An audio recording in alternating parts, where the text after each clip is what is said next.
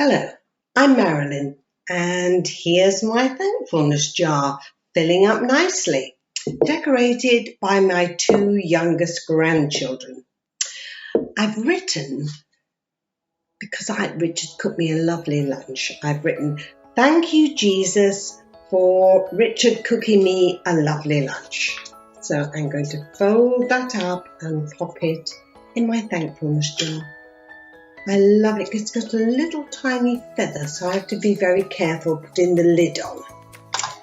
Now then, next, here's my bag of chocolates. These are very special and were given to me by my niece Adele. These are dark chocolate golden berries, and they're yummy as yummy and chewy as chewy. So I'll put one in right at the end, then you don't have to wait for me to finish chewing. Now, we're going to be talking about walking today. Richard and I had to go for a walk around the field behind our house to find a twig that was suitable for my Easter tree. I like this one. I think they might just come out into something. So your task is to go for a walk and find a twig for your tree. Perhaps you could find one with catkins on it or little things about to come into flower or leaf. Now I want lots of eggs on my tree.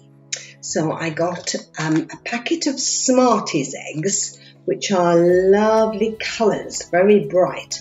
And I got some Cadbury's cream mini eggs, and they're very pretty. They're speckly and more like real eggs.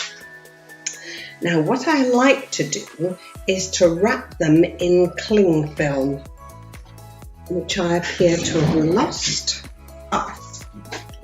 Right. So I tear a little bit of cling film off.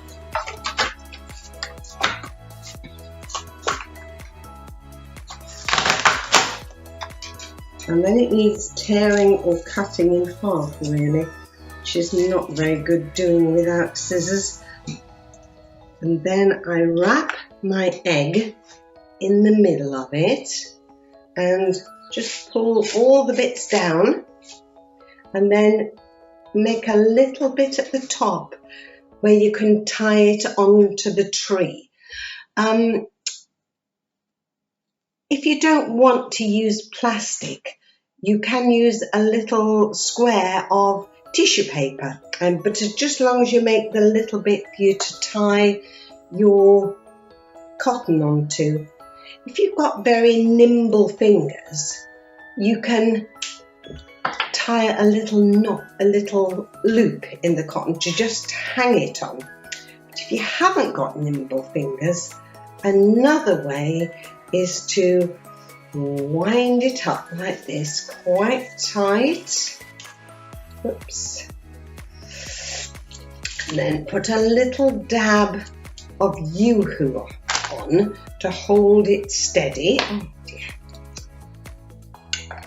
A little dab of Yoo-hoo, and then wind the rest of it around the tree. Let's have this little bit here. Wind and wind and wind and wind, and then put another little dab of glue there just to make sure it holds steady. That's a much simpler way to do it. But I have sat with my little nimble fingers and made loops in these, so I can actually hook my little ones on now. And while I'm just doing that, I can talk to you about a particular walk I was thinking about. Some people think about their life as being a journey. I like to think of my life as being a walk with Jesus. Oh, I've got a picture to show you. Have a look at this picture. Now, that was me at about 3 or 4 years old, which is about as early as I can remember. Do I look naughty? I think I've got a naughty face, really, because I was a very naughty little girl. My mother had the wonderful idea that to keep this naughty little girl out of mischief, she would teach her to read. So that's what she did. And I had a lovely godmother aunt, and she used to give me Bible notes. So from being a little tiny girl, I used to read my Bible. So, do you know, I've read it lots and lots of times, but it is such a lovely book that there's always something new and fresh in it. So I feel like I've been on a walk with Jesus all through my life. And it's been a walk. Sometimes you go up and down in walks. Sometimes you come to unexpected bends. And that's what my life has been like. But it's been lovely because it's all been with Jesus. So Jesus has always been there, always someone to talk to and to listen to him speaking very quietly in my heart.